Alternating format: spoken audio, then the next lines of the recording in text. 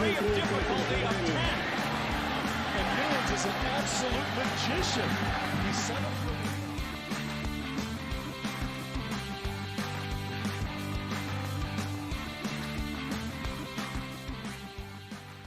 Hello and welcome to this week's edition of Troy Nunes is an Absolute Live Stream.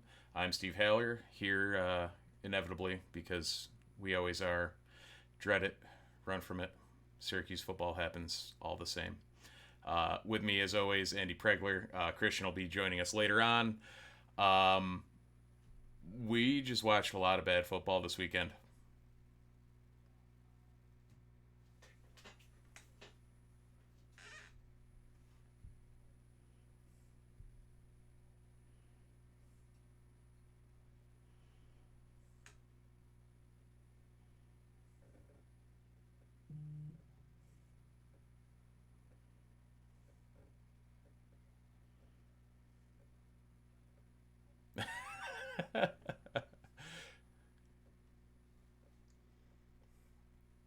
Yep. Yeah.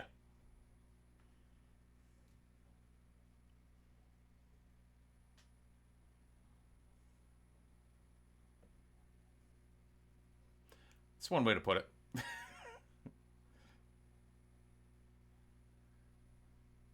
Right.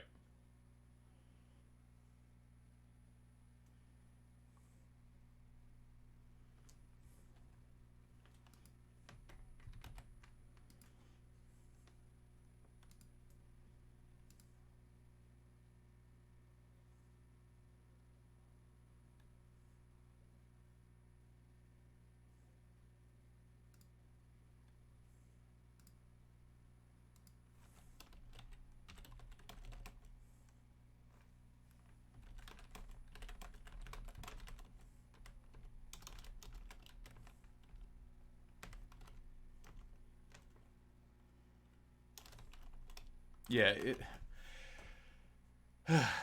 I exasperated sigh is the best way I can put this entire thing, because you hear all the coach speak about controlling the controllables, and there was zero controlling of any controllables this weekend. It was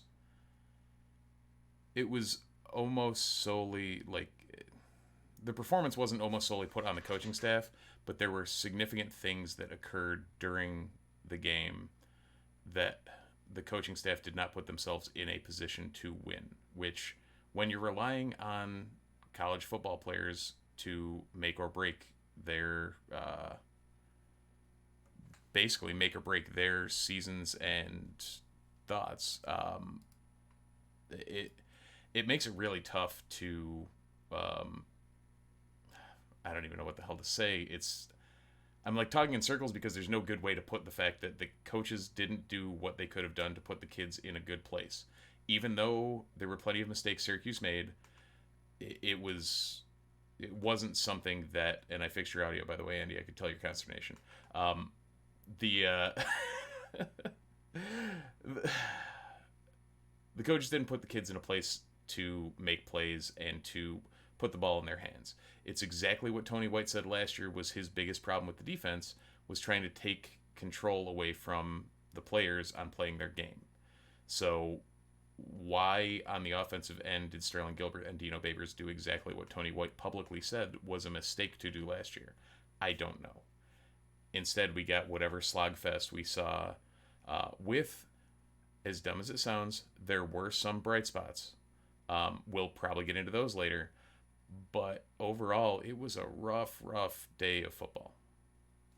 Yeah, I think that this is what's probably so frustrating for me, is exactly what you were talking about with the Tony White thing. It would be one situation and one reality where this is the first time that the coaching staff has gone through something like this, where this is the first time that they're trying to fit square pegs into round holes. But this has been the case this has been the case of the entire Dino Babers regime.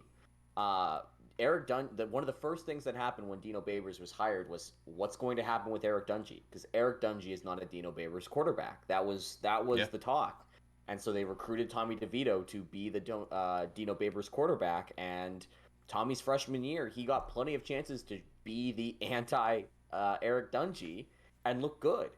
Yeah. And ever since then, the wheels have continually fallen off because either the offense is not able to run a specific way, and now that you've got your quarterback who's a senior year who is supposed to be your guy, you're not doing what his game fits and works best. And I think that what's there's a lot of things that you can point to that are proof of what we're saying. The most obvious one is the fact that Sean Tucker did not touch the ball after his touchdown, which seems like a mistake. But I think that one of the things that we can get, and we can kind of start diving into this now. We'll just jump into the offensive breakdown of this now. One of the Offensive things breakdown that is what we saw on Saturday. yeah, Steve, you called it out really well, and I was having a really hard time verbalizing and conceptualizing what I was watching for a lot of different reasons. But one of the things that you called out was that it wasn't that the offensive line play was bad, and it wasn't that Tommy DeVito was bad. It's just that when one went well, something else happened. In Tommy DeVito's case, there was a lot of drop passes by receivers. When Garrett Schrader was in, it was a lot of questionable play calling. It just seemed like there was never any momentum on the offensive side of the ball. Yeah, and it's a weird one because I get, like, from the coaching side, I've been there, I've run scripts, like I've seen, you have a script that you think is going to work. In their case, they scripted out the fourth series. Schrader was going to come in and do whatever. When you watch that third series and watch what DeVito's doing, you audible the hell out of putting Schrader in, because every bit of momentum that the offense had at that point just went completely sideways. It was, and it's not a knock on Schrader. Like, he did not have a phenomenal game, but at the same time, he was put in a position, much like I said, or tried to verbalize. I don't know if I successfully did or not, but tried to verbalize that it's not like he was put in a position to succeed. So in doing so, you're handicapping yourself by, taking out a kid that's getting rhythm and working through it with these ones, and then just putting him on the bench for 3 series, and not just 1 series, 3 series. Like, okay, yeah, you test it out, you run a series, it doesn't look great, it is what it is. Go back to your guy who was starting to feel something. And you had a couple of completions, you had a couple of decent looks. When you look at the stat line, Tommy wasn't that bad. Like, he wasn't great, but it wasn't the abysmal nature of what you would think this scoreline indicated. The final on him was 15 of 26 for 149 and 1 pick, which was the last play of the game. Long at 51, got sacked 5 times. That was a little rough. We'll get into those later. Strangely enough, I would probably split that about half and half on him in the O-line. A lot of coverage issues, like coverage sack type issues. Also, Darius Tisdale is taking over for Aaron Service in the department of pass blocking. But that 15 of 26, when you look at it, most of those plays were in that point after you said Sean Tucker never touched the ball again.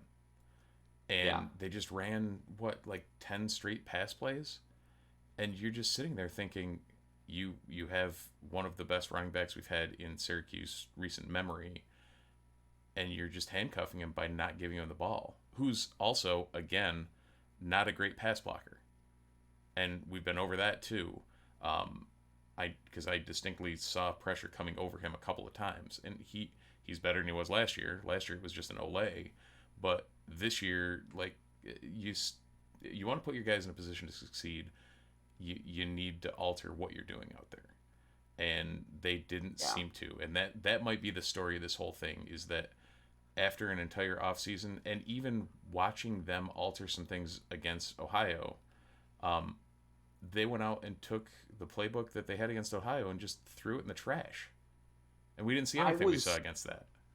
Yeah, and I think that that's the part that frustrated me so much, was because live when it's happening and I'm checking my phone and I'm getting the updates, my first thought was, okay, DeVito's panicking. He's trying to play hero ball. There's this. He's taking away a lot of the running back reads in favor of trying to force the ball down the field in order to win the game in one play or tie the game in one play. That was if you're looking at the game cast and you're not watching, like it doesn't really ESPN's not going to tell you it was an RPO or a design pass or whatever.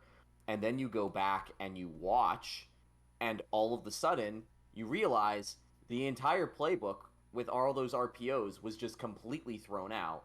And I am fundamentally confused as to how you can run that playbook week 1, run a completely different playbook week 2, and then turn around and say, this is all part of a process. This is just part of growing. And Tommy's basically thrown out there saying, well, I have to do better. And I don't really know if he could have done better in that situation, because as soon as Rutgers' defense was able to know if it was a pass or a run, that was it. And that's what made the RPO against Ohio so effective, is because you had the outlet in Tucker in order to alleviate a lot of pressure on the pass rush. Or the other part that I thought was incredibly frustrating, every Rutgers fan that I was talking to, admittedly there was like 3 of them, was just going, why is Taj Harris not getting the ball every single play? Rutgers did not have an answer for him. They didn't fully know how to cover him. I understand that there's a lot of times where you can't just force the ball into him every single play, but this was definitively the game where Taj should have had at least 15 targets of those 25 passes, because nobody else was stepping up, and Rutgers could not cover him. And again, I have so many questions as for the coaching staff. If you know you've got a quarterback who does not look off of his first read, who does not go through his progressions the way that he's supposed to, why do you not just design plays to get the one playmaker the ball on the first read? Right. The whole thing is just mind-boggling. Well, and even in doing that, and if everybody who's watching this at this point is watching it live, but Christian's joined us, so welcome back. When you're looking at that, like, you have a guy who you know doesn't go through his reads, like you're saying, or doesn't go through them quickly, but you also know he's a guy who reads an end very quickly or reads a target very quickly and can make a decision off that. Like, he was running the RPO well. He was running, it was more of a traditional, option a lot of times with a minor outlet. It wasn't like, you're not talking like Sarkisian, reading the strong safety and what he's doing and making your play based off that. But it was much more effective, and it's still a quick decision thing. But give the guy the quick decision that will work for him or put him in a position to succeed, and put your guys in a position to succeed, instead of trying to make him run through a progression that he struggles with sometimes, especially when you're trying to gain momentum later in the game.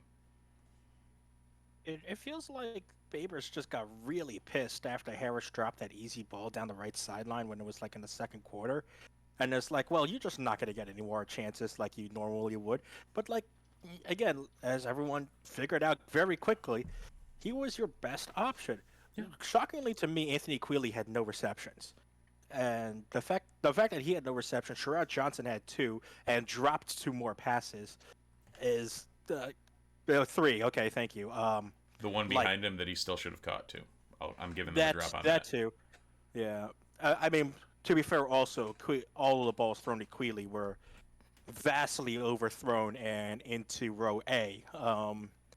So that also didn't help matters as well. Yeah, but that's known as the David Luiz. Yes, that is. I'm sorry, Andy. He's no longer with you. He's going to, what is it, a Brazilian club or Flamengo or something? Yeah. Yep. Flamencos, thank God. Williams back to Corinthians, and he's back to Flamenco. So. Yep. Mm-hmm. But yeah, I'm miffed why they didn't run more RPO either, because it was, like you said, Andy, so good against Ohio. It was good at getting even like short yards in terms of like if DeVito decided he wanted to pass. And the fact that I think from my vantage point in the press box, he only ran maybe 3 RPO plays. That seems maybe. Right. That seems about right. And the fact that he ran close to 10 probably against Ohio, there's I'm not sure how much guys already talked about it, but boy, the play calling left something to be vastly desired. Yeah, we kind of touched on that, but it was like literally, I think I said Sterling Gilbert just took whatever he did against Ohio and threw it in the trash because it was working. So why not, ride the hot hand? But the Yeah. Rutgers is very yeah. When you have a horse you can ride like Tucker, what the hell are you gonna do? Like ride him? I think he just got scared to the fact that why Tucker wasn't averaging 6 yards per carry and was averaging 3 this time. That's why I think Gilbert got scared. But the fact that the passing game wasn't delivering as much, and he still tried to force it down our throats after Tucker ran for 24 yards and a touchdown. Like, Yeah. again, for people who don't realize, Tucker did not run the ball again after he scored his touchdown. The only two running plays probably came from a DeVito scramble. And those were the only 2 running plays that came after the Tucker touchdown.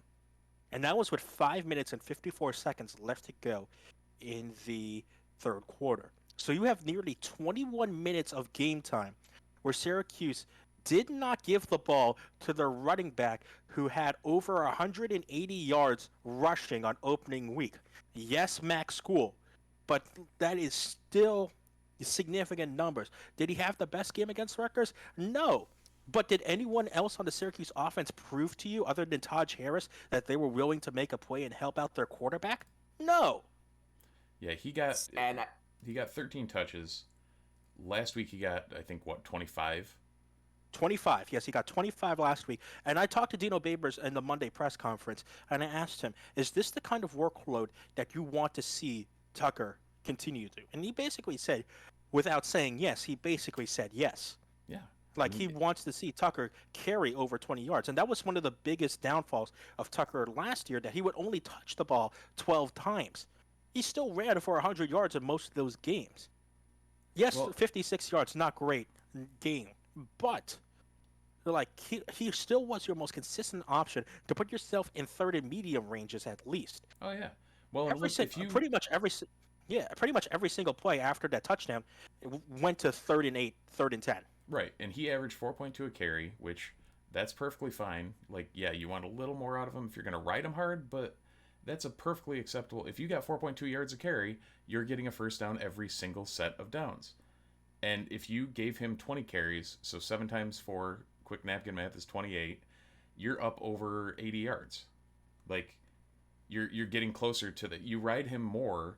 For one, it's going to loosen up your pass game, and that extra 28 yards would have put them in a lot of different positions to call different plays, which would have put them in a better position to succeed.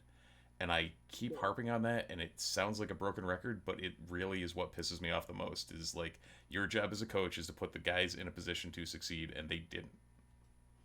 3 players on Rutgers rushed at least 8 times or more. None of them averaged over 2.7 yards per carry. Right. Yeah, we outgained them by, like, 60, 70 yards, something like that? Too much. Insane. Like, yes. Rushing was 67 to 50 in favor of Syracuse, and 191 to 145 passing. Yeah. So what ended up happening was exactly what we said we didn't want to happen, and we gave Rutgers the short field again. But I guess after we're done pissing in our own cornflakes here, do we want to talk about the defense? Because we should. They're really legit. should. Like, we can come back to the offense at some point. Yeah. But, like, let's get the bad taste out of our mouth and, like, talk about what these guys are doing, because this is a very distinctly, like, good defense. Let me put this out there before we start anything. This was all without Ben LaBrosse. Yeah. Ben LaBrosse was not playing today. Well, today, God. Feels like it's today because of how long that game was. Time is but a I flat digress. circle, man. That was all without Ben LaBrosse. That was all with Jason Simmons and a little bit of Eric Coley at the free safety. And that was very impressive. Like, the only one bad passing play that they gave up was unfortunately the touchdown. But other than that, there weren't too many big gains on the passing. Yes, Noah Vedro is a really bad quarterback, but that's besides the point.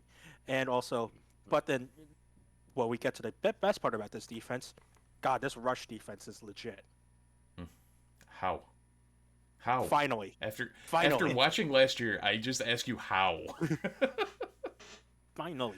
Well, I mean, you know what's gonna help out a lot is the return of McKinley Williams. He played 34 snaps on the defensive line according to Pro Football Focus, which definitively was not as much as to some of his counterparts. You know, Josh Black was up at 50 snaps. Ochukwu was up at 51 snaps. So he was not there full time, but it's really obvious how much of an impact Bear has in the middle of that line, specifically in the rush side, because we've kind of talked. I think we talked about this last week, or maybe in the season preview.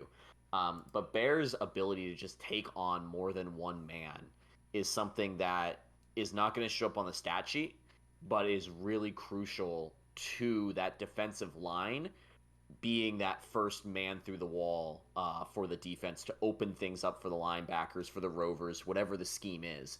Because no matter what happens, Bear's job every single play is going to be take two guys, whether it's the center and the guard, or whether it's the center and whatever person they have chip you on a run play. That's what it's going to be every time. And I thought that he did. You said snacks instead of snaps for one of those, and that was just really funny. You know, I had to point that out. That was so funny. There we go. Listen, they're all big boys. They need their snacks. They need it after these games. But yeah, I think one of the other things that we should probably talk about on the defensive side of the ball more and more is Marlowe Wax. That kid has really quickly established him. Like, everybody was talking about Mikkel coming into this season, and for good reason.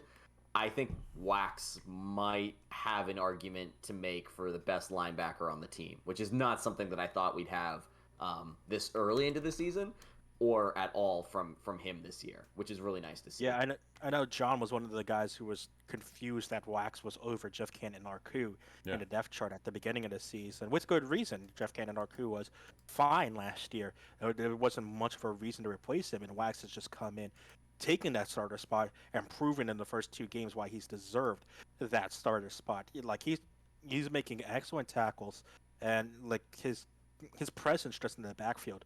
Like, it feels like every single linebacker is reading plays a lot better this year as well, and reading the run a lot better this year as well, which is not just on Wax but on Mikkel. Mikkel had so many plays where he just he read the run and busted it before it could even get going. Stefan Thompson had a couple of those as well. Like, those linebackers like really improved after 1 year. Right, and this is what I know. You know, Andy, you and I last year talked about. This is what that 3-3-5 is supposed to look like, with the big boys holding blocks and taking up space and letting the linebackers just do work. I mean, Mikkel finished with 7 solo, 4 assists, leading the team. Thompson had 8, 4 and 4. It was a good showing from the linebackers. Wax only registered 3. But his name was called and/or his presence was felt on a lot more than that. So they're getting after it, and it's very fun to watch compared to days of old where it's like, all right, well, they're running the ball, so we'll just give up 70 yards until they have to pass and call it a day. And I think something else I want to quickly mention is when you look at Pro Football Focus. One of the things that we harp on a lot with Syracuse is tackling, because tackling is a beast that Syracuse just isn't good at. 11 players on Syracuse graded over a 70 in tackling, with 8 of those players grading over a 75 in tackling. That is a much welcome change than the Syracuse I'm used to seeing, where we're screaming at people to tackle the guy. Yeah, and go for it, Andy. Well, I was going to talk Pro Football Focus. Syracuse's tackling grade on the season is an 81. That's 10th best in the country. Their overall defense is ranked at 84. That is 18th best in the country. Like, this defense, obviously, we've played Ohio, we've played Rutgers, not the biggest offensive firepower teams that we've seen. The offense has not done a ton to help them in terms of the amount of snaps that they're on the field for. And unlike last year, where this team got wiped in the third and fourth quarter, the offense is doing just enough to keep the defense just that much more rested. And with a year of experience, with just that much more rest, this defense is going to be a top 50 defense. it's probably going to be a top 25 defense when all's said and done because the rest of the ACC does not look good this year. Like Tony White has come in and immediately taken Syracuse's biggest weakness and made it the only reason that this team is going to be in games. We joked about this last year. Tony White's going to be getting some calls, and we're going to have a really hard conversation with everybody at Syracuse on how badly do we want to keep this guy here, because it might be the only way that this team has any positive momentum going. Yeah, exactly. That coaching what's Adam Weissman doing right now? Let's give him a call real quick. Yeah, in the immortal words of Teddy KGB, pay the man his money. My favorite gift. I was talking with a couple of reporters. I don't remember who I exactly had this conversation with during the game on Rutgers, but we were talking about, of course, the defense, and we were remarked. Remember back when Dino first got here, and of course we had the Brian Ward experiment, and it was this offense is so good if you can get just a competent defense next to it, it's a top 25 team. Now the opposite is true. This defense is so good. If you just get a competent offense next to it, this is a top 25 team. Yeah, it 100% like would be. It's frightening. Now, to be fair, if you go back and look at the idiot on our site that had to write the 6-6 prediction, guess what I said? We were going to lose to Rutgers. We were going to win the next two, and we were going to figure 3 wins out in ACC play. So if I'm hoping I'm Nostradamus here.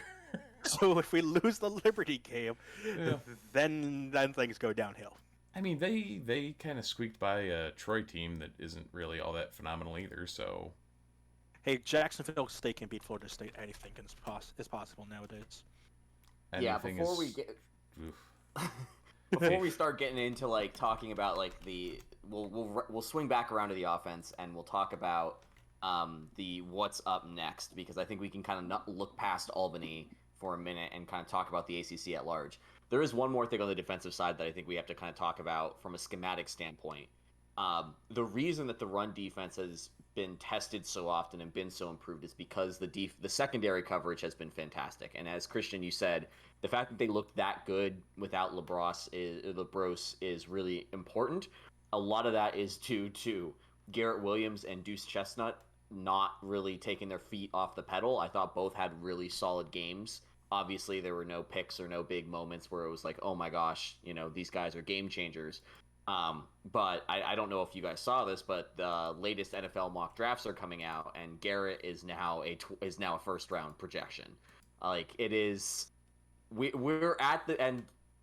It's absolutely insane to me, again, that we're sitting here talking about a Syracuse Orange team that has top tier NFL talent chilling on the defense, and it's just like they're doing all they can. And Garrett has essentially turned off one side of the field, which is fantastic, and Deuce is doing a really good job handling that overflow and not getting beat badly. When I first came to Syracuse, the one thing I said about when I watched Syracuse the first time is that our cornerbacks suck. They were not good. They were pretty bad. They were really bad. That is no longer the case. Now, fingers crossed that Garrett's injury is not too bad. He did leave the game injured. I don't forget if it was the end of the second or the third or the beginning of the third. So yeah, hopefully that's not bad. Okay, so it's third quarter. The Adrian Cole came in. The Adrian Cole experience is not a fun one, unfortunately. So we'd like to forget that happens and hope that Garrett is okay and can continue. At this point, take the Albany game off and rest up for Liberty. That's probably what you would love to see Garrett do. Yeah, run Cole out there against Albany and get some snaps and get him up to game speed, because no offense on PFF, he graded out well below the Mendoza line at 47.4. So not great, Bob. So the big thing is I think Jason Simmons has come in and done an excellent job. He had a kind of a rough first game in pass coverage, but again, probably helps that Vedral isn't the best quarterback to face off against. So he had a much better game. Again, that only touchdown was mainly because, again, zone defense continues to zone defense, and that is not the way you should be running this team and that defense, because the linebackers just sit too low and the safeties sit too high in that zone. So let's not do that again, because like when they got onto man-to-man coverage, like the safeties actually looked pretty decent. Simmons had a good play in the man-to-man coverage play. Um, I believe it was Hannah who had a good one-on-one coverage stop as Yep. well. So like, let these guys go on man-to-man. Like, it's Syracuse. Let's go to man-to-man. Lol, lol, lol, lol, lol, lol, lol, lol. Yeah, Hannah. The biggest problem is you can go man to man, and then he can just hop on somebody's back, and they'll still carry him because he weighs 7 pounds. That is very true. That is very true. Like his tackling grade was a 28.8 for a reason. Not ideal. No. Justin it's- Barron having a 76 in coverage grade is a very promising sign as well. Also true. Very true. Yeah. So we're kind of touching into this territory now, but like on Pro Football Focus, Syracuse is in the top 25 on all defensive stats. On the offensive side of the ball, they're not on the top 50 for run blocking, but they are the 37th best rated run team. So shocker, you should probably run the ball more there, guys. No, really, why? Why? But when it comes to this Albany game, I think that it's pretty obvious that after this Rutgers game, we're not going to get any kind of exotic play calling. We probably get the Ohio playbook all over again, where it's a lot of really basic. Please. I mean, yeah, no, like it should stay that playbook. Right. Well, is this? This was what I was debating back and forth all day. I couldn't tell if Dino and Gilbert were calling the Rutgers game like it was a home opener against insert generic bad team here, or if that's what they're going to try to do against better opposition. Both answers freak me out. Right. But it's just all very confusing when you consider that this Albany game is definitively going to be, we will see what the quote unquote base level offense is, because they won't run anything else. What I think it was is their attempt to make adjustments, and it was the wrong adjustment. So you three are Yeah. men's national team supporters as well. You just saw this last international window where we had Triple G, Greg Berhalter, Yeah. trying to play 4G chess or 4D chess. 4G. Yeah, he's getting cell phone exactly. coverage here. No, it's not. No, that is correct. It is 4G chess. It's not 4D chess anymore. Yeah, he's gone so far beyond the realms of dimensions that he's brought in wireless networks to help supplement his dimensions to Yep. try and figure out the best formation to beat Honduras. Yeah. So he and it's the dumbest thing ever because every start of every game he overthinks himself and puts out this fancy, crazy Lamborghini of a new concept, and then realizes, oh shit, I need to just bring it back to the basics and like just play that 4-3-3 that we have and put our best midfielder in the midfield, and it works. And then we score 4 goals and everything's fine. Yeah. But why didn't you just do that from the start? And it's the same but the opposite for what we're working with on the offense. Like they come in with, hey, we're gonna run X, Y, and Z plays, and that's it. And it's like, just spice it up a little, do something. Like, and then the changes are just the wrong changes. So make the right changes. I don't know how hard I it guess, is. we like to spice it up, but it comes back to our original discussion. And I want to tie this into what I've been doing. First of all, the reason I was late, for those who don't know, I was just calling a Colgate men's soccer game. I've been calling a couple of soccer games for some of the local colleges, and the main priority and the main theme I've seen from all of these soccer games, from Lemoyne and for Colgate, is that when those team gets the ball to their star players and their playmakers, good things happen, and offensive chances basically just create themselves.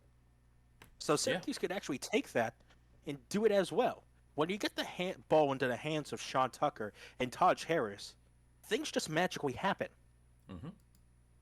And so why not just do that? That makes too much sense. That is very correct. Yeah. So It really does become a situation where this game that they have coming up against Albany is the let's get stuff right. Let's try to refocus. Let's try to reset. Let's get everybody into flows and routines that work. Let's not get And 8 penalties called against us. yep, and let's not have one against the head coach. Let's try to, even though it was a dumb one, yes, I know. Let's hope that we can get everything right because Liberty's coming in, and I think Liberty actually offers probably the most unique challenge because Liberty, on the whole, is probably the worst team that we will have faced. The problem is that they happen to have an elite game-breaking quarterback that will basically test out Syracuse's mentality of, like you said, Steve, can we stick to the basics when this crazy force that just does not obey the laws or does not follow the rules of what you're expecting, will we curve and bend to his exceptions, or will we stay the course? Will we play the full 60 minutes? And will we actually like come out ahead because we know we can win more often if we just keep it basic? And to me, that really is kind of the mentality shift I really want to see happen with this team, because bring it a little bit more full circle to the rest of the ACC, as we kind of alluded to, Florida State just got upset by a real bad team. Pitt looks like it's probably the best ACC team right now, which is That is the darkest timeline. It really is, but there's nothing about the rest of the ACC that makes you stand up and go, Syracuse is going to be in trouble with this schedule because these teams are so good. The reason that we say Syracuse is in trouble is because Syracuse does not know what it wants to be yet. I mean, even ACC teams that we want didn't do too well. I mean, look at Notre Dame. Yeah. No, it's they almost lost to a MAC school. yeah, it's rough. I mean, you had Miami, who yes, not in our conference, but they beat App State by 2. 2. And that's Miami. The U. Like, I mean, Michigan will tell you that Appalachian State is a tough opponent, but that's besides the point. fair enough. Yeah, I mean, yeah, Louisville decided to get back on track against Eastern Kentucky. Cool. Yeah. Cool. Mississippi State knocked off the NC State. That's going to NC State. Like, Yep. all around the conference. Why was NC State picked to finish second in this in the Atlantic? This is what happens every year, Christian. Right. NC just State hang will around always here be long enough. overrated. Yeah. Yeah, there's always somebody that's like, yeah, this is NC State's year. And then I think I said it in the preview. I'm like, NC State's going to find... No, I predicted us beating NC State because I said by then, NC State will fully NC State. It's good. Regarding the fact that Syracuse might fully Syracuse by then as well. Oh, I'm totally expecting that too. It's a matter of who does their respective Syracusing or NC Stating worse.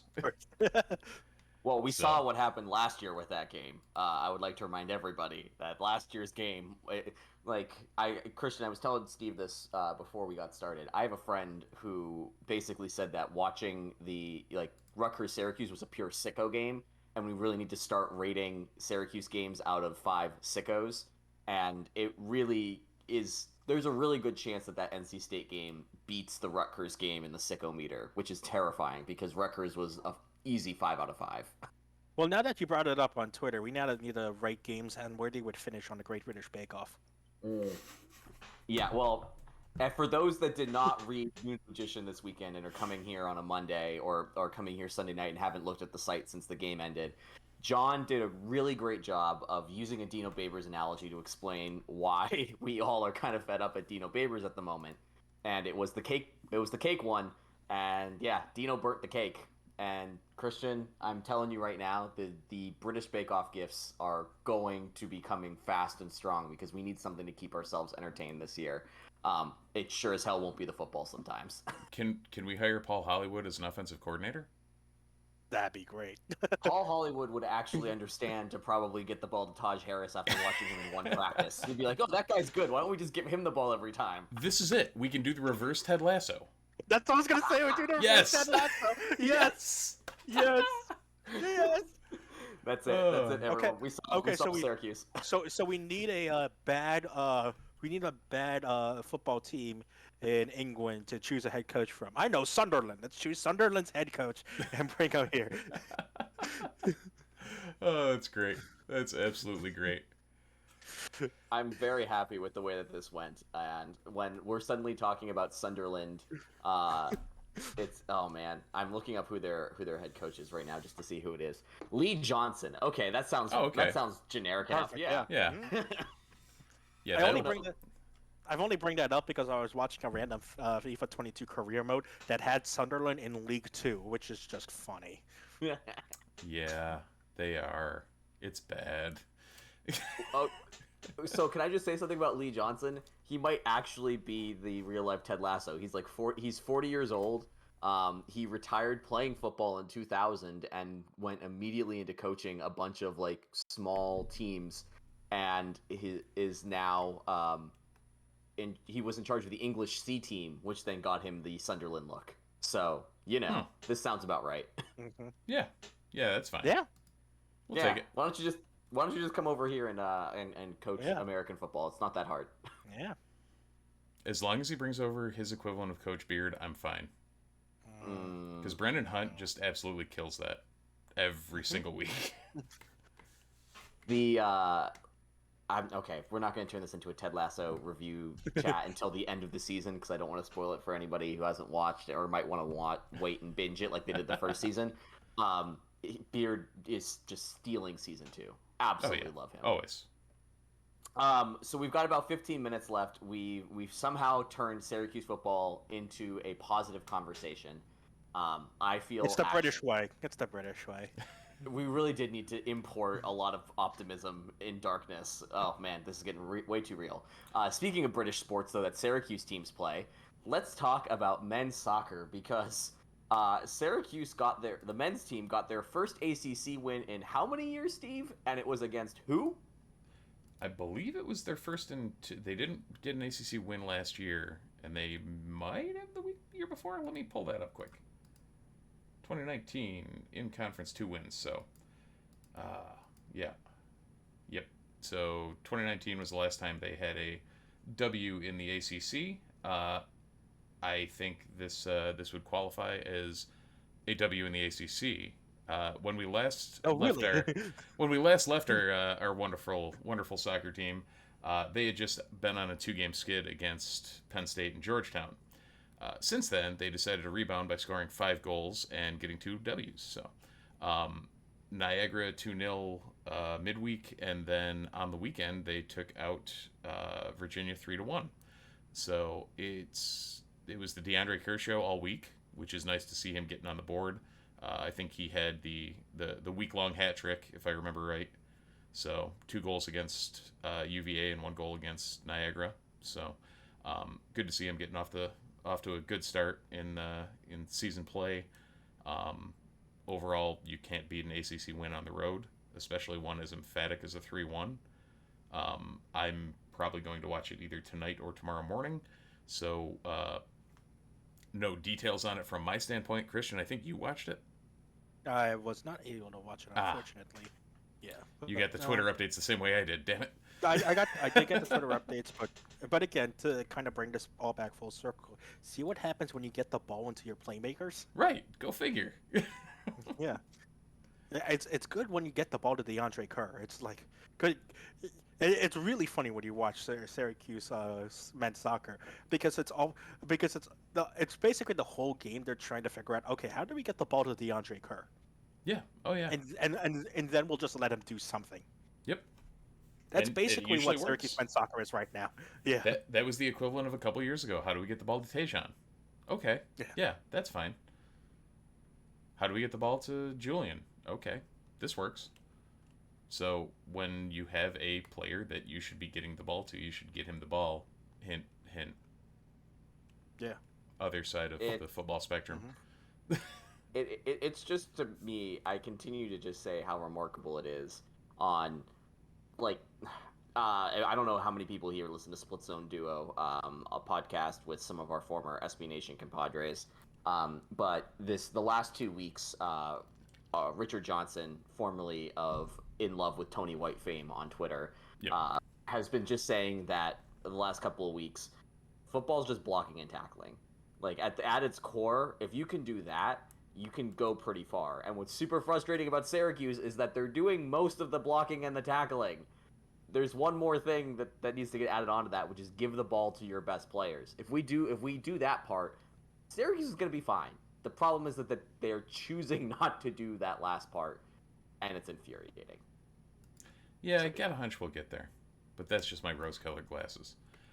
Well, we also play an Albany team next week that is not very good at the FCS level. It's not Right. a Villanova where we're playing don't worry, Christian. We're not playing a FCS Power, a team that's widely regarded as actually good. The Rutgers kicker also missed a chip shot from like basically the same spot on the field. Yeah. And Schmidt missed field goals. I didn't think that was possible. There's some. Yeah, no, I didn't think that was possible either. From that close, I did Yeah. not think that was possible. So College Schmidt kickers happened. are going to college kick. Even Groza Award winners can miss, apparently. But yeah, it was. Albany will be a test. It'll be something where we're not going to see the playbook opened up, but I would like to see the play calling improve. I'm not holding my breath on it at all because we haven't seen improvement in a year and a half. I thought we were against Ohio. Things looked a lot better against Ohio, and I think we wrote as such. And then whatever happened this week happened. So if we can dig back out of that schneid and call don't overthink it, because I got a hunch that's what happened. Is there was too much pre-planning and then too much overreaction to what was going on the field. Like, stay that level, even keel. Call the game that you think you need to call. Good things will happen if, as Andy keeps stressing, you get the ball to the people that should have the ball. That's it. Simple.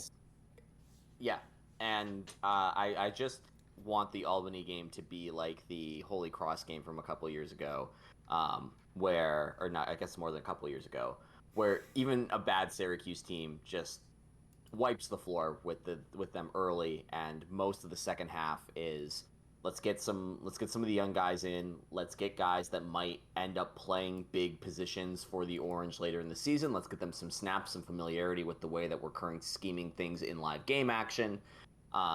So I think that there's a really good chance that we see a lot of Garrett Schrader, which would be nice. I think he could probably use a nice little pick-me-up after that last game. Also, I'm not sure if you guys discussed this or not. That was planned. Yeah. Oh, That yeah. was pre-planned before the game. Which I was telling Andy, it's like, I get going off script. Like, when I was coaching, we went off script for, the first X drives. But when the script wasn't working or the script didn't need to be continued, you could go off script. And when DeVito was feeling it like he was at the end of drive 3, you don't switch the quarterbacks to a guy who's green and never really taken more than a snap for Syracuse. Like, what are you doing? Like, why take all the momentum the offense had and just quash it? Squash it. The play Whatever. that sticks out in my mind is the second down play on the second drive, where like Yep. he had a throw and then just didn't Right. release the ball. No, that said, like Andy's saying, maybe use the second half of Albany to get him some run and just get him comfortable in what's going on and the personnel he's with. But the other problem is, if you bring him in, he's playing with the twos at that point. Yeah. Like, if you're giving him significant time, he's playing with the twos. And you don't want him, like, he doesn't need to sync up with the twos. He needs to sync up with the ones if you think there's a chance he's going to keep playing there. So it's it is a weird game time and, like, game speed adjustment and conundrum that Babers and Gilbert are in. Or you could just stick with the guy who actually doesn't look bad throwing the ball and is, perfectly capable of handing off to Tucker in Tommy DeVito, which is what I've been saying for weeks, but whatever. Here we are. Some things never change. Do we want to touch at all on the infuriating nature of what went down with that Mikel Jones into Dino Babers situation?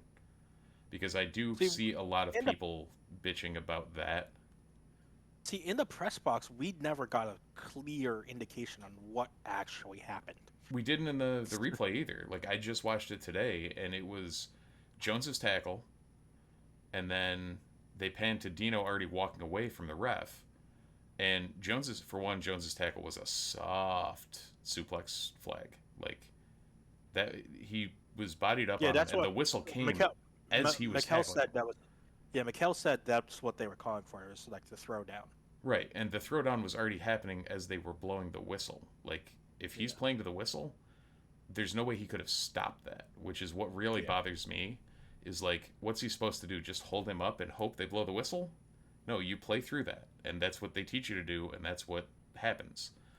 And it wasn't even like it was the Tuizama last year. No, that was just the hit. That's just Tuizama. Yeah, I can't remember. There was somebody last year that straight up, like, it looked like Lex Luger out there suplexing someone. And remember Ben Boulware doing that Yep. in the Clemson game a couple years ago? Yeah, that couldn't have felt good.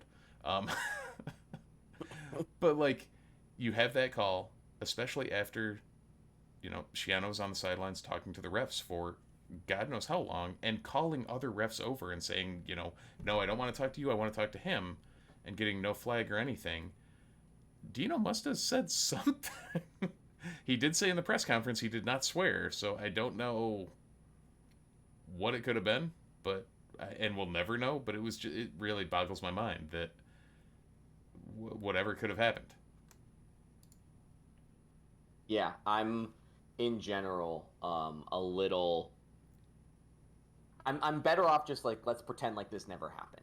Like people are gonna think about it for a while, and I think ultimately we're better off just saying, we're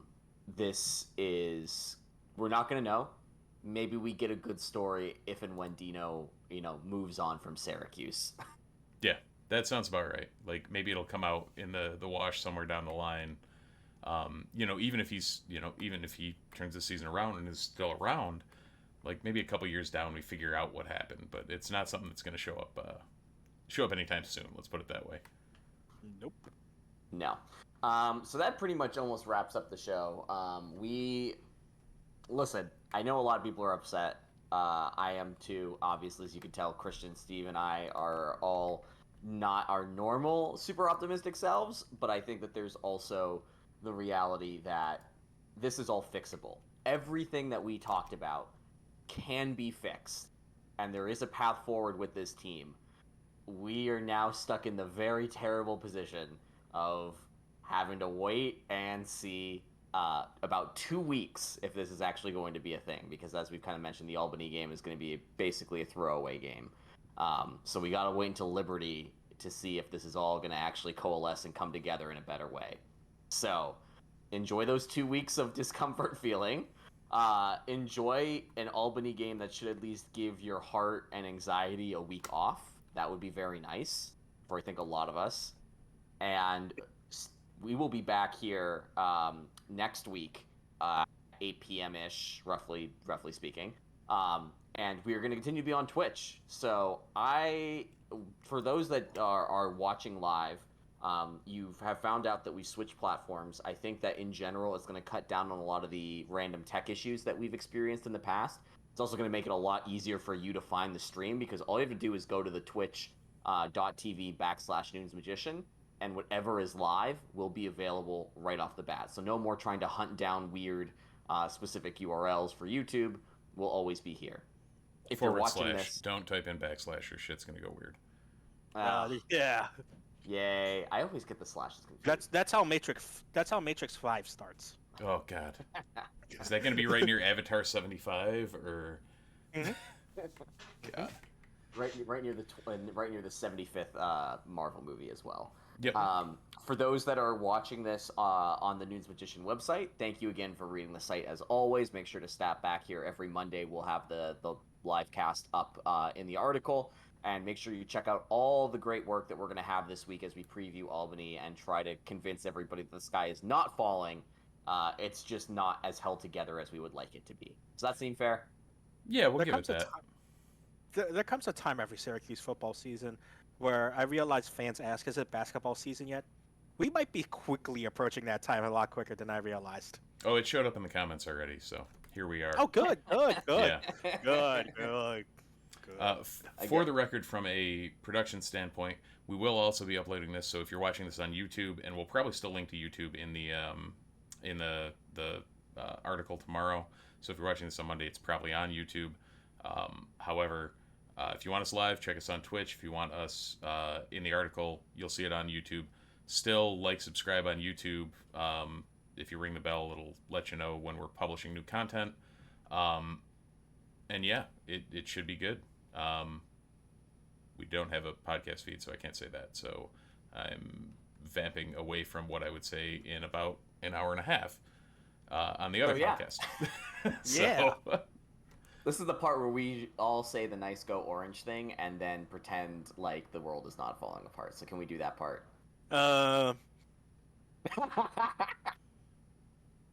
Awkward silence it is. Oh, wait. Go No, that's Steelers! falling apart, too. So, yeah. No, I would as say always, go Yankees, but that's falling apart also. All our teams are falling apart. God. Chelsea still looks good. Yay, sports. Oh, yeah, they do. Go Man United. Ronaldo. See. Oh, God. I On that abstain note, from this conversation. yeah, you just go sit over in your corner. All right, Go men's folks. We'll soccer. see you That's next. That's what we can all say. Go men's soccer. Yeah. Yes. Go Mac on 3. So, all right, guys. Catch you guys next week, and thanks as always for stopping by. See See ya ya. always. Bye. Go orange. Go Orange.